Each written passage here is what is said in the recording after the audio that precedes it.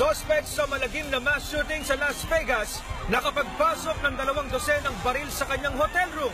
Sinasabing Pinay na karelasyon ng suspect, natunto na. He was utilizing some of her identification and we've had conversation with her. Selective punishment? PNP Chief Ronald De La Rosa umalma sa resulta ng survey na may hirap lang na drug pusher ang napapatay. Bumabati ko sa war on drugs, muli niyang tinira. Ingrato kayo. Ha? Alam ko nakikinabang rin kayo sa peace and order.